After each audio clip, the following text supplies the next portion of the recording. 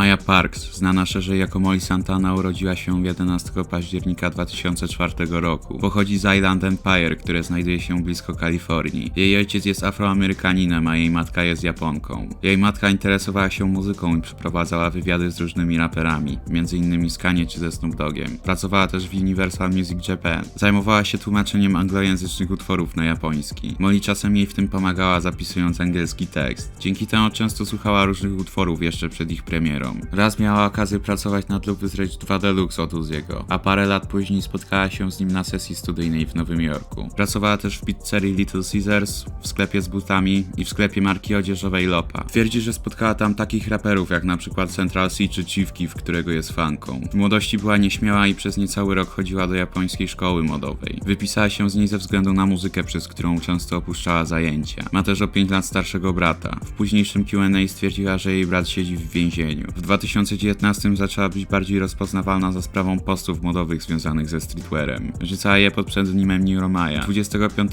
grudnia 2019 roku wrzuciła składankę, którą nazwała Nightcore Trap. To jest jej najstarszy obecnie dostępny post na SoundCloudzie.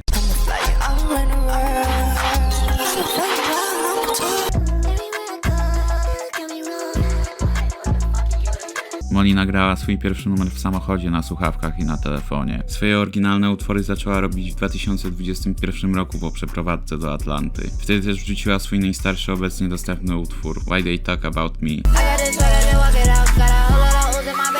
Niecały miesiąc później wrzuciła swoją pierwszą epkę, Malice World. 25 listopada 2022 roku wypuściła mixtape Neptune. Na początku 2023 roku Molly często pojawiała się na rapowych blogach. Wiele osób wierzy, że większość z tych postów była opłacana przez jej label, przez co zyskała na popularności w podziemiu. A nowo zyskana rozpoznawalność doprowadziła do częstych porównań do artystki o pseudonimie BK Derula. 26 maja Molly wypuściła Melange. W połowie lutego 2024 roku Molly wystąpiła w Songwarsach. Songwars to inicjatywa streamera o pseudonimie Plagueboy Max, o którym jest głośno od dłuższego czasu. Songwarsy polegały na tym, że Max zbierał undergroundowych muzyków, którzy tworzyli nowe numery na potrzeby streama i mierzyli się przeciwko sobie w drabince. Całe życie nie chcieli słuchać, musiałem zacząć robić traki.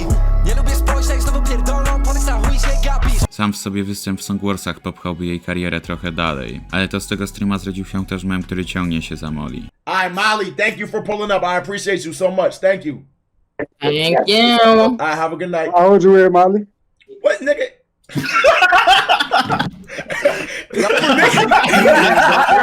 How old you were, Molly? How old you were, Molly? Doszło to nawet do jej ojca. 22 kwietnia 2024 roku wrzuciła trailer swojego nowego albumu, Molly Santana. Album wyszedł 4 dni później. Okładka albumu była inspirowana sceną z filmu Suicide Squad. 19 czerwca została zaproszona na Louis Vuitton Paris Fashion Week. 26 czerwca wyciekło nagranie, na którym 20-letni raper Kankan leżał w łóżku z 15-letnią Molly. Tell him happy birthday. She said no. I was just kidding. I mean, happy birthday.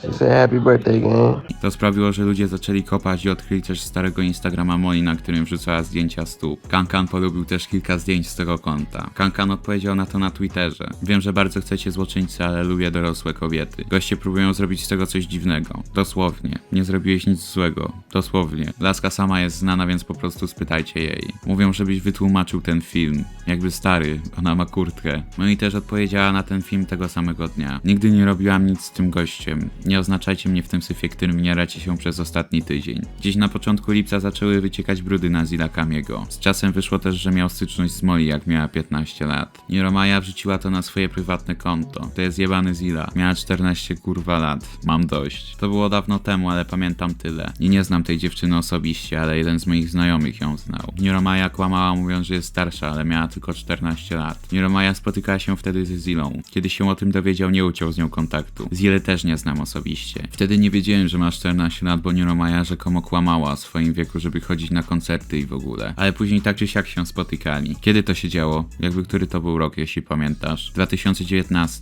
Usłyszałem o tym od znajomego. Napisałem do Zilly, że dziewczyna, z którą się spotyka, nie jest pełnoletnia. Odpowiedział, że już o tym rozmawiali. Mówił, że przestań się z nią spotykać przez jej wiek, ale dalej się z nią spotykał. Zilla lajkował też jej stare posty. Molly odpowiedziała na to w usuniętym już poście na Twitterze. Jeden dzień dzień później wrzuciła jeszcze kilka tweetów. Żeby to wszystko wyjaśnić, nigdy nie kłamałam odnośnie swojego wieku. Każdy przechodzi fazę, w trakcie której myśli, że jest dorosły. Przestańcie próbować wywoływać we mnie negatywne uczucia przez coś, co robiłam w wieku 14 lat. Dopiero zaczynałam szkołę średnią i nie miałam pojęcia o rzeczywistości. Napisał do mnie z chęcią spotkania się, więc poszłam. Nic więcej. Nigdy nie chciałam, żeby to wyszło na światło dzienne. Nigdy nie chciałam, żeby moja historia była opowiedziana. To żałosne, że myślicie, że to w porządku, żeby okazywać brak szacunku do czyjejś prywatności i wyciągać błędne wnioski. Nigdy nie kłamałam. Chcę się teraz skupić na swojej muzyce. Chcę, żebyście widzieli, jak robię coś, co sprawia mi radość. Nie chcę być znana z czegoś, co przydarzyło mi się w przeszłości. Mam tyle do zaoferowania, więc czemu miałabym pozwolić, żeby to było częścią mojej historii? Mam nadzieję, że młode dziewczyny mogą wyciągnąć lekcje z moich doświadczeń. Znaleźć w sobie pewność siebie. Czasem poszukiwanie uznania od innych może doprowadzić do decyzji, które mogą się za tobą ciągnąć. To nie twoja wina, ale niestety w takim społeczeństwie żyjemy. W piątek 13 września wrzuciła Masonic Music, ale premiera epki była przyćmiona przez wydany w tym samym dniu singiel Cartiego. 15 września wrzuciła tweeta, na którym narzekała na to, jak bardzo ludzie przejmują się statystykami w muzyce. Co stało się z ludźmi, którzy po prostu lubią muzykę? Teraz jedyne co widzę to goście, którzy gadają o tym, ile egzemplarzy sprzedali w pierwszym tygodniu. I nigdy nie zrozumiem czemu, bo to nie twoja praca, tylko Twitter. Następnego dnia wrzuciła sneak dissa na Lona. Gość powiedział, że nie ma stylisty. Jakbyśmy nie widzieli. Stary, potrzebujesz jakiegoś.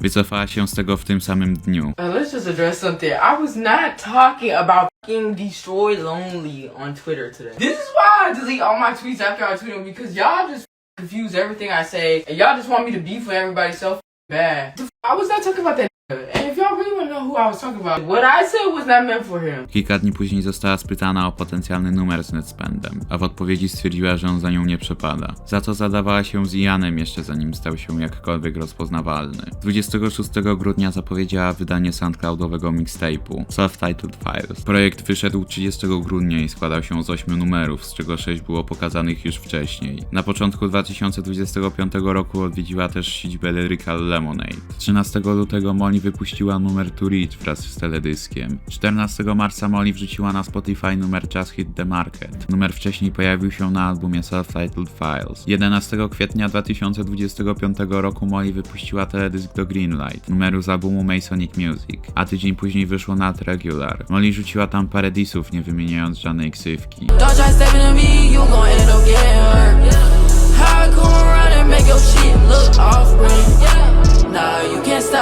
27 kwietnia BK Derula wrzuciła snippet numeru No Paid Promo z artystką o pseudonimie K-Free. Prawdopodobnie jest to diss w stronę Molly, patrząc na to, że wybiła się głównie przez takie promocje.